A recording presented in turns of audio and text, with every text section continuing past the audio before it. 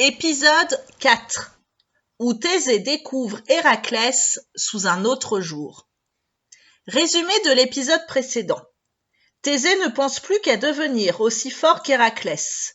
Conidas a fait venir le centaure Chiron. Celui-ci n'a que mépris pour Héraclès, qu'il considère comme une brute sans cervelle.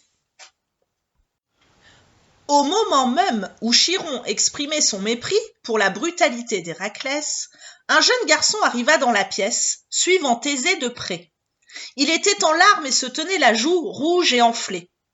Au milieu de ses sanglots, Conidas finit par comprendre ce qui s'était passé. Thésée l'avait giflé. Thésée expliqua froidement. « Il m'a énervé, tellement énervé que ma main est partie toute seule. » C'était la première fois que Thésée frappait quelqu'un. Conidas était humilié de voir son élève se comporter ainsi, surtout en présence de Chiron. Il n'eut pas le temps d'exprimer sa colère, car Chiron prit la parole avant lui. Il s'adressa sèchement à Thésée. « Bravo, mon garçon, félicitations. Je vois que tu ressembles parfaitement à ton idole Héraclès. Continue comme ça, cultive ta force en même temps que ta violence, et tu seras une copie de ton héros. » Thésée était aussi furieux que vexé. Il se tourna vers Conidas pour chercher un soutien, mais son maître le regarda encore plus sévèrement et garda le silence. Alors Thésée explosa de colère. « Mais qu'est-ce que vous avez contre mon cousin Héraclès ? C'est le plus grand héros de la Grèce. Sa force est surhumaine et sa bravoure aussi. » L'enfant était rouge d'indignation. Les deux professeurs échangèrent un coup d'œil. Cette fois, c'est Conidas qui répondit. « Je connais bien ton cousin. Je vais te raconter qui il est réellement. J'ai été élevé avec lui et son frère jumeau, Iphiclès. J'ai 8 ans de plus que lui et nous partageons souvent nos jeux. Autant son frère était calme et facile à vivre, autant Héraclès était d'un caractère coléreux et capricieux. Les serviteurs du palais redoutaient ses colères. Si on lui résistait, si on lui disait simplement non ou alors pas tout de suite, il entrait dans des fureurs incontrôlables. Ce n'était pas un enfant méchant.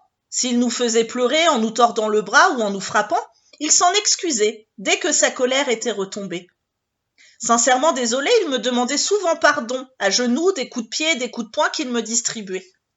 Dans ces moments-là, son charme faisait effet et je lui pardonnais de bon cœur. Mais le lendemain, il recommençait.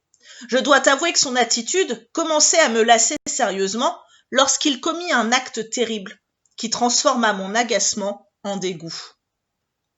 Conidas marqua un petit temps d'arrêt dans son récit. Ce qu'il s'apprêtait à raconter semblait le plonger dans des souvenirs douloureux. Son visage s'était tendu. Thésée s'était assis et l'écoutait avec concentration. Le silence attentif de l'enfant encouragea Conidas à poursuivre. Nous avions le même professeur, un homme délicat et charmant, appelé Linos. C'était un musicien très doué. Il jouait admirablement de sa lyre. Il nous enseignait les arts, surtout la poésie et la musique. J'étais devenu ami avec Linos, et je le respectais infiniment. Linos était patient et indulgent à l'égard d'Héraclès. Il espérait lui faire prendre goût. Il espérait, avec le temps, lui apprendre à contrôler ses réactions et à maîtriser sa violence. Il essayait de lui enseigner à ne plus vouloir tout immédiatement, à savoir attendre. En vain. Héraclès n'écoutait rien et ne tenait pas en place. Un jour, Linos se fâcha et voulut corriger Héraclès. Celui-ci se mit à son tour en colère et il perdit le contrôle de lui-même. Il frappa notre maître avec sa lyre. Il le frappa si violemment que Linos en mourut sur le coup. De ce jour, j'ai cessé de lui pardonner. Conidas avait les larmes aux yeux. Je venais de perdre l'un de mes meilleurs amis, juste par bêtise. Oui, par bêtise pure, car le plus absurde dans cette histoire, c'est qu'Héraclès aussi aimait Linos. Quand il comprit les conséquences de son geste, il resta hébété. Il fixait tour à tour ses énormes poings, la lyre cassée et le corps gisant de Linos, sans comprendre. Puis il se mit à sangloter comme un bébé. « Mes mains sont parties toutes seules. Qu'est-ce que j'ai fait ?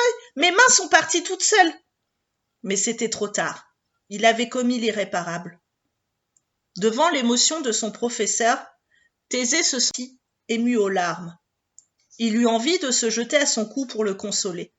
Il se retint et lui dit d'une voix un peu tremblante : « Je te promets que jamais plus je ne me laisserai déborder par ma violence. »« Je saurai te le rappeler, murmura Conidas. Et un doux sourire revint enfin sur ses lèvres. La suite au prochain épisode.